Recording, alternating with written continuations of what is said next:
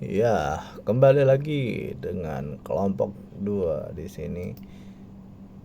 Kami akan menjelaskan tentang bagaimana dan apa itu algoritma Madalin dan akan dipersembahkan oleh kelompok 2 yang beranggotakan saya sendiri, Iqbal Sintu Prabowo, dan teman saya Gibran, dan rekan satu lagi Mas Yulzian.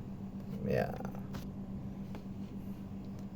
inilah dia algoritma Madeleine. Jaringan Madeleine merupakan pengembangan dari jaringan Adeline. Madeleine atau sering kita jadi M-nya itu adalah many. Jadi dari Madeleine many Adeline. Nah, merupakan model jaringan syaraf tiruan yang memiliki layar tersembunyi atau hidden layer. Dalam pengenalan pola, jaringan Madeleine akan melibatkan layar tersembunyi yang terletak di antara unit input X dan unit output Y. Dan hidden layer sering dimisalkan dengan Z. Berikut arsitektur jaringan Madeleine. Nah, ini ya. Bisa dilihat di sini ada W11, W12, dan di sisi lain ada W21 dan W22 yang saling terhubung. Nih, nanti akan berakhir dengan Y.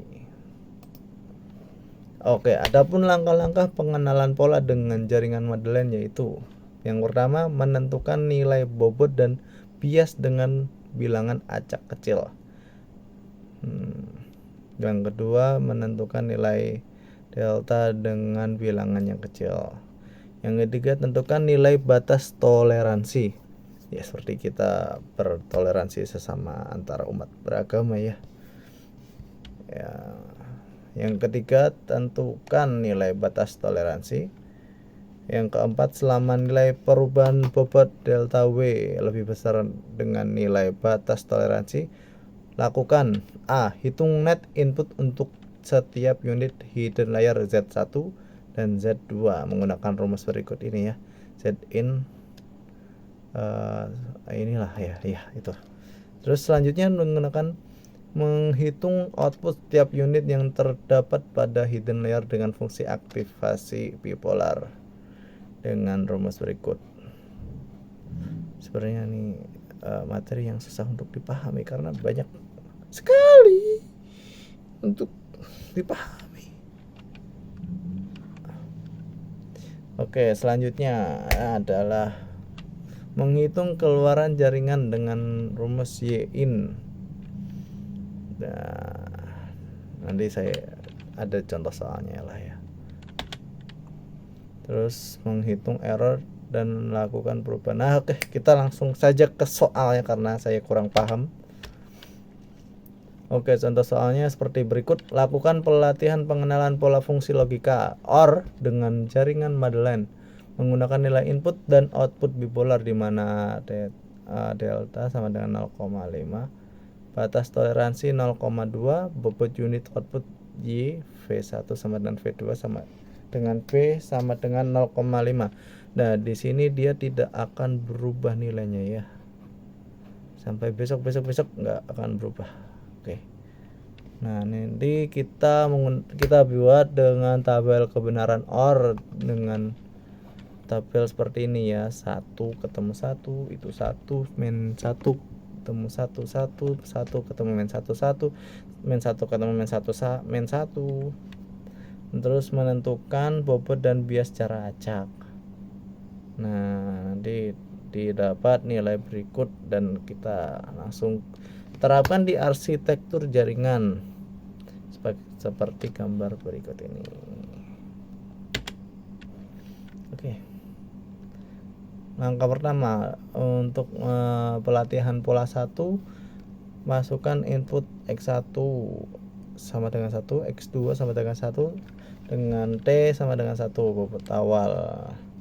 Nanti menghasilkan W11, menghasilkan Z1 dan Z2 dengan seperti itu. sebagai perbandingan. Dan ketiga adalah net untuk unit pada hidden layer Z1 dan Z2. Kita mencari hidden layer pada Z1 dengan rumus Zin 1 sebagai berikut yang menghasilkan 0,54 dan Zin 2 menghasilkan 1 dengan nilai keluaran unit hidden jika if lebih besar dari 1 min 1, iya itu 1, lebih besar dari 0 itu 1. Nah itu kalau nggak salah ya. Nah ini 1, kenapa ini tetap 1? Oke. Dengan analisa Y dan T tidak dilakukan perubahan bobot, pengecekan perubahan bobot.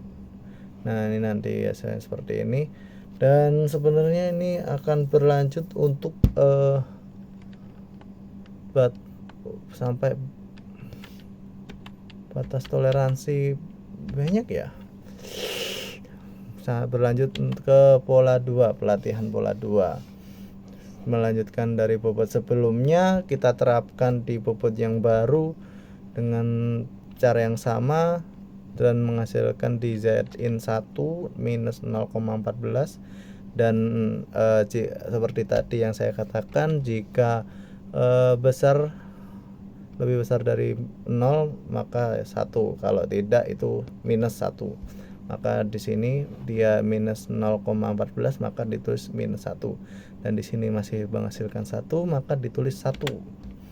Oke, dengan perhitungan seperti ini Zin menghasilkan 0,5 maka Z-nya Y juga 1. Dilakukan perubahan bobot dan akan berlanjut batas toleransi sampai ke pola 3. Nah nanti sampai ke pola 4 dan seterusnya sampai menghasilkan epoch kedua sampai sesuai dengan batas toleransi. Oke, kita simpulkan saja karena banyak banget yang harus kita jelaskan dan mungkin Bapak dosen bisa menjelaskan lebih detail karena saya juga kurang paham. Oke. Jaringan Madelane merupakan perkembangan jaringan Adeline, mengembangkan dari yang Adeline E itu 1 jadi many Adeline ya, menggunakan hidden layer untuk melakukan pengenalan pola. Pada jaringan Madelane, nilai input dan output pada hidden layer berpengaruh pada keputusan apakah dilakukan perubahan bobot atau tidak. Hal ini ditandai dengan pengecekan apakah output sama dengan target. Yang ketiga, proses pelatihan akan terus berlangsung sampai berpola-pola dan sampai epoch selanjutnya. Pelatihan hanya akan berhenti apabila nilai perubahan bobot kurang dari batas toleransi. Itu intinya, itu sampai ketemu batas toleransinya kita berhenti di situ. Disitulah titik toleransi. Ini mungkin bisa diterapkan dari berbagai macam sudut pandang ya, nggak hanya asal dari CST aja, mungkin dari sudut pandang yang lain juga bisa diterapkan. Semakin mengecilkan ego kita juga semakin kita bertoleransi ya. Oke, sekian presentasi dari kelompok 2. Kurang lebihnya mohon maaf karena saya kurang paham juga ya. Terima kasih.